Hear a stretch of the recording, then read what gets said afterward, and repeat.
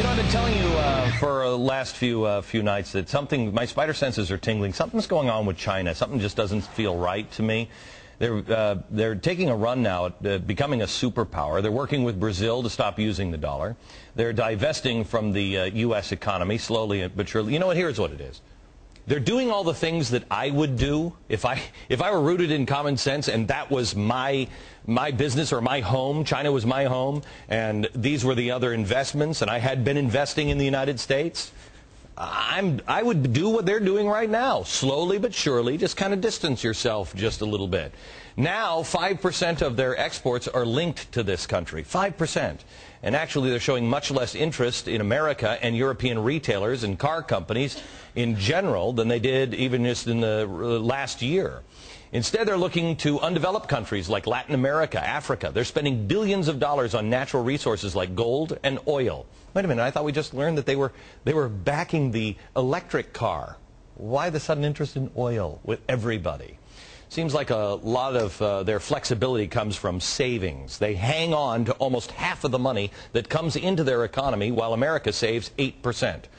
John Bolton is here. He is a former U.S. ambassador to the United Nations, a Fox News contributor, author of Surrender is Just an Option, and a man who just told me that what Ben Stein did this is bad luck. It is, to stick your chopsticks straight up and down like that. So I've corrected it. You're okay. Did you learn that at the UN? I didn't, actually. I learned it at the State Department.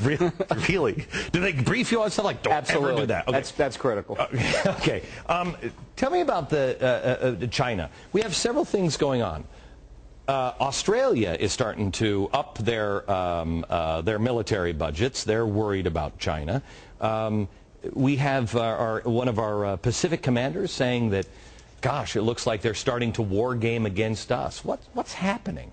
Well, I think in America the predominant view of China is what they call the peaceful rise, that its economy is growing, will continue to grow, surpassing ours fairly soon, but that's okay, it's benign and nothing to worry about. There's a radically different scenario which says the Communist Party is still the most important political force in China, and within the Communist Party, the People's Liberation Army is the most coherent force. They are expanding their strategic nuclear capability. They are building a blue water navy. They are doing a lot of things, purchasing resources around the world. We don't really know what direction China is going to take, peaceful rise, more militaristic, but it requires a lot of time and attention by the president to make sure that we do what we can to make it consistent with our interest. We're not seeing that at the moment. Do you know anything about John Huntsman, Jr.? I've met him from time to time in different Republican governments, and you know, I think he's going to get through the Senate fairly quickly. I know his father quite well, and I think he's a real man of honor and integrity, but I don't know the governor of Utah at all. And I assume that, you know, the apple doesn't fall far from the tree. He was quite a good ambassador to Singapore. He was a successful deputy U.S. trade representative, and I think it's a solid choice. Would you, I mean, they just entered contracts with Venezuela, Brazil, and they're building a pipeline with Russia. China is. They're not getting anywhere close to getting off of oil. Of course not. I mean, this is a sham against us. The Chinese have huge and growing energy demands. They've talked about building 50 nuclear reactors in the next 20 years. They're purchasing oil and natural gas assets around the world. Why does China fly cover for Iran for its nuclear weapons program? Because they want access to oil and natural gas. Why does China defend the government of the Sudan charged with genocide in Darfur? Because the government of the Sudan has control of the oil and natural gas leases. Chinese purchasing agents are all over Latin America and Africa buying raw materials for that expanding economy. They at least are planning way ahead. You know, have you read the book Lords of Finance? I have not. Okay, I've been reading Lords of Finance, and you know what's really frightening is it's about who ran the country or the world economically, you know, right around the time of the First World War. And I'm seeing this. China is acting like we acted back in the First World War, where we were just buying up all the debt, we were getting all the gold, we were accumulating wealth, real wealth, and we now are acting more like Germany was, where we're just printing money. We're certainly not acting like the United States. You know, they put to the Secretary of the Treasury the question, what do you think of the proposal by the governor of the Central Bank of China to replace the dollar as the world's reserve currency? His first answer, unbriefed, unscripted, showing what he really thinks, is, well, that's an idea we should take a look at. Yeah. Until later, the Treasury Department pulled him back.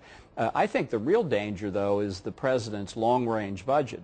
We already have over $6 trillion of debt under his budget. In 10 years, it will go to nearly $18 trillion, tripling the national debt. It will inflate our currency. It will diminish the value of the dollar. No wonder China wants to get out of the dollar. Why should they hold a currency that's going to be devalued? May I have one more minute with the ambassador here for a second? Yes. I just want to ask you this. Last night I had Michael Scheuer from the CIA, former from the CIA, and he said something that I just thought was amazing.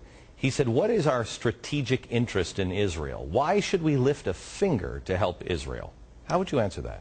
Because it is a critical ally in a very unstable region. It's a country that strongly supports us. It's democratic. It's a position of stability and strength in a region that's very unstable. Any doubt that Ahmadinejad means what he says when he says, I will wipe every Jew out of Israel? If he had the chance, this is what strategic analysis is based on: capabilities and intentions. If Iran gets nuclear weapons, Ahmadinejad has stated their intentions. How do you know that they're not just playing politics? Because that's what people say. Ew, he's just saying that. Yeah, and I'm sure that the cognoscenti in the 1930s were saying, oh, that Mein Kampf book, that's just for domestic political consumption. Yeah, exactly right. Thank you very much. Okay. Appreciate it.